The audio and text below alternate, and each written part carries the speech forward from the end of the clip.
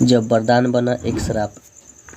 हम सभी जानते हैं कि हिंदू धर्म में महिलाओं को बहुत ऊंचा दर्जा दिया जाता है। इतना ही नहीं, हिंदू धर्म में महिलाओं को देवी का दर्जा दिया गया है। लेकिन फिर भी महीने के कुछ दिन ऐसे भी होते हैं जब इसे और अपवित्र माना जाता है, और उन दिनों अगर कोई चीज़ उनके द्वारा छू ली जाए तो वह भी बहुत पवित्र मानी जाती है। अगर आप रोज़ हाथ से बने खाने का स्वाद चखने तो महीने के 2-3 दिन उनके हाथों को अछूत क्यों माना जाता है। मन में अक्सर ये सवाल उठता है कि आखिर महिलाओं को हर महीने ये शारीरिक दर्द क्यों सहना पड़ता है। आखिर क्या कारण है। एक ओर जो विज्ञान महिलाओं के साथ इस समस्या को सामान्य बताता है, वहीं दूसरी ओर शास्त्रों में महिलाओं की कमजोरी का वर्णन करता है।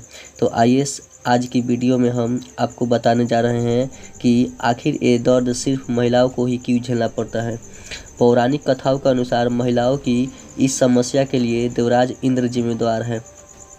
कहा जाता है कि उन्होंने महिलाओं को मासिक धर्म के लिए खुद को ब्रह्मा हत्या के पाप से मुक्त करने के लिए श्राप दिया था। इसके पीछे की पूरी कहानी कुछ इस प्रकार है। भागवत पुराण के अनुसार गुरु बृहस्पति एक बार देवराज इंद्र से नाराज हो गए, जिन्होंने देवलोक पर अधिकार करने के लिए असुरों का फायदा उठाया था। तब सभी देवता अपनी जान बचाने के लिए भागने लगे। उन्हें जहाँ जहाँ जगह मिली वे वहाँ जाकर छिप गए, और जब इंद्रदेव की जान को खतरा था तो वे भी अपनी गद्दी छोड़कर अपनी जान बचाने के लिए भागे और ब्रह्मांड के रचयिता ब्रह्मा जी के पास पहुँचे और उनसे मदद मांगने लगे। पितृदेव की ये स्थिति देखकर ब्रह्मा जी ने उन्हें एक सलाह दी।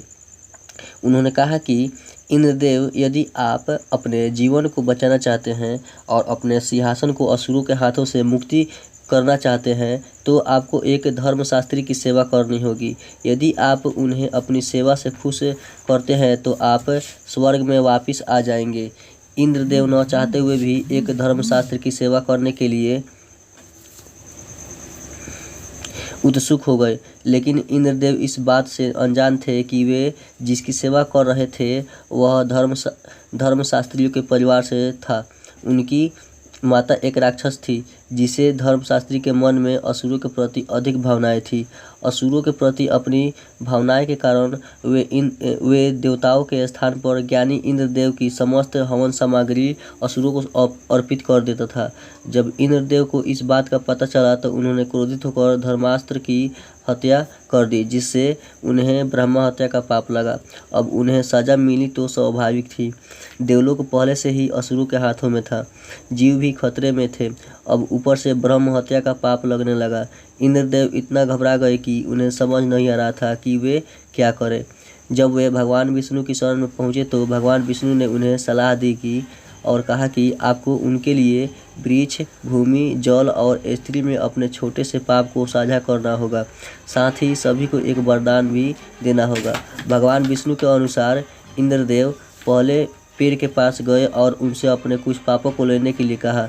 वृक्ष ने तब इंद्रदेव के 1/4 पाप को स्वीकार कर लिए, जिसके बदले में इंद्र ने वृक्ष को आशीर्वाद दिया कि वृक्ष मृत्यु के बाद भी स्वयं को पुनर्जीवित करने में सक्षम होगा। फिर इंद्र के अनुरोध पर पानी ने कुछ पापों को ले लिया और बदले में इंद्र ने उन्हें आशीर्वाद के रूप में अन्य चीज़ों को पवित्र करने की शक्ति दी।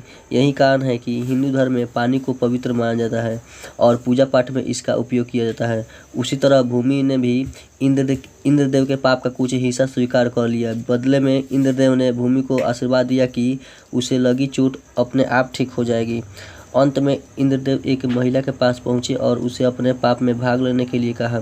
तब महिला ने चंद्रदेव के पाप का शेष भाग अपने ऊपर ले लिया और तभी से हर महीने महिलाओं को मासिक धर्म में ऐंठन का सामना करना पड़ता है। बदले में इंद्रदेव ने महिलाओं को आशीर्वाद दिया कि महिलाएं पुरुष की तुलना में काम का अधिक आनंद ले सकेगी, और तभी से सभी महिलाएं मासिक धर्म के रूप में ब्रह्म हत्या के पाप से पीड़ित हैं। इसी कारणवश महिलाओं को हर महीने मासिक धर्म में ऐंठन का सामना करना पड़ता है।